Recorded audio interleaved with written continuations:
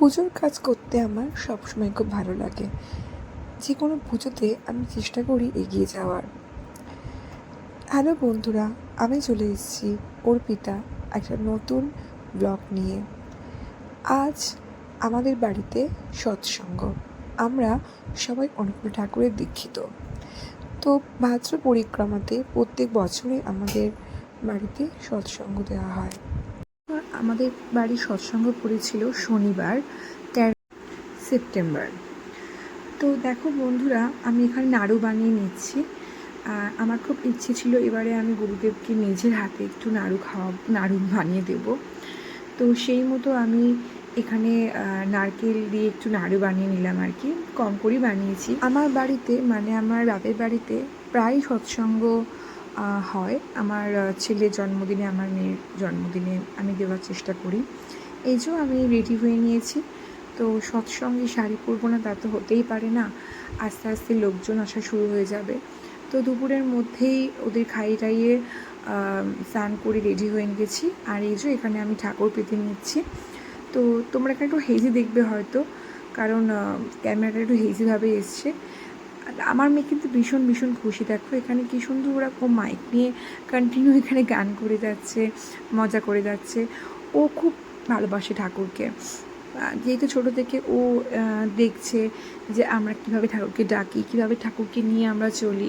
তো সেই মতো এই ব্যাপারটা ওর মধ্যেও চলে এসছে। তো এখানে আস্তে আস্তে আমি সমস্ত কিছু গুছিয়ে নিচ্ছিলাম। সৎসঙ্গ মানেই তো তোমরা জানো যে গান, সবাই মিলে আমরা ঠাকুরের গান করি, ঠাকুরের কথা শুনি। তো সত্যি কথা বলতে কি, আমি আমার গুরুদেবকে প্রচণ্ড ভালোবাসি। আমি হয়তো যেটুকু পেয়েছি জীবনে বা যাই পেয়েছি সবই আমি ওনার আশীর্বাদে, মানে উনি ছাড়া আমি কিছু আর বুঝি না। ওনার মধ্যে আমি সব কিছু পাই। তো আমার কাছে ঠাকুর মানে একটা বিশাল ব্যাপার। ঠাকুরকে নিয়ে আমি চলতে ভালোবাসি। আর ঠাকুরের কাছে এইটুকুই প্রার্থনা আমি সবসময় জানাই যেন আমি ঠাকুরকে নিয়েই চলতে পারি।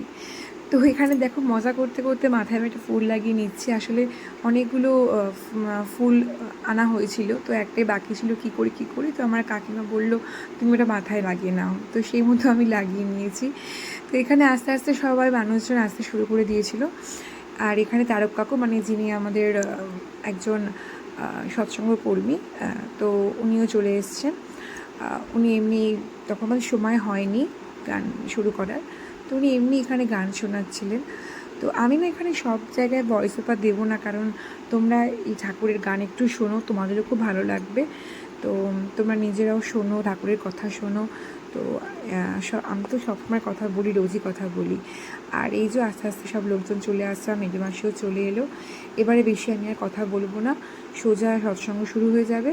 আর তোমরাও এখানে সুন্দর করে রাধে গোবিন্দ গোবিন্দ গোবিন্দ গোবিন্দ গোবিন্দ গোবিন্দ গোবিন্দ গোবিন্দ গোবিন্দ বলে সদা করে রাধে গোবিন্দ গোবিন্দ গোবিন্দ গোবিন্দ গোবিন্দ বলে সদা করে জয় রাধে রাধে কৃষ্ণ কৃষ্ণ গোবিন্দ গোবিন্দ বলে জয় রাধে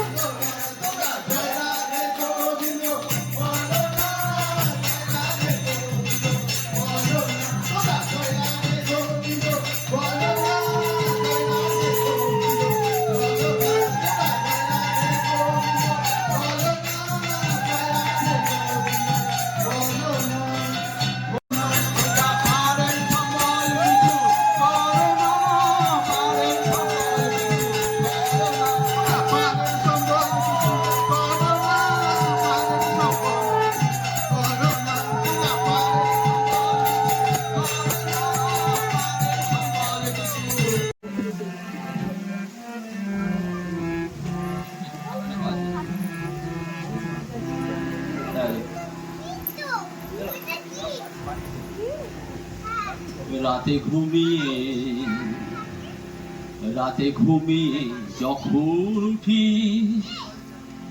আরাধনা করে তখন ইষ্ট প্রীতির অর্ঘ্য দিয়ে করিস সংসাধন, করিস যোগ্য সংসাধন রাতে ঘুমিয়ে।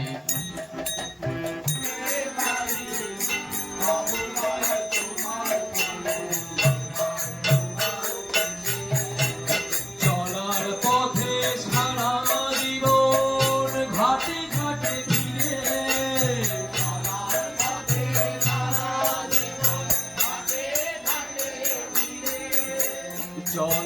পথে সারা জীবন ঘাটে ঘাটে ভিড়ে, চলার পথে সারা জীবন ঘাটে ঘাটে ভিড়ে তুমি। ঠাকুরবাড়ির সমস্ত গান শুনে, ঠাকুরের গান শুনে কেমন লাগলো অবশ্যই কিন্তু আমাকে জানিও। আর তোমরা কারা কারা ঠাকুরের দীক্ষিত সেটা অবশ্যই আমাকে বলো। এইভাবে দিনটা, সন্ধ্যেটা খুব খুব আনন্দে কাটলো। তারপর আস্তে আস্তে সবার বাড়ি যাওয়ার পালা। তো এখানে সবাই বসে আমরা খুব গল্প করলাম, খুব মজা করলাম। আর এইভাবে দিনটা খুব সুন্দর স্পেন্ড করলাম।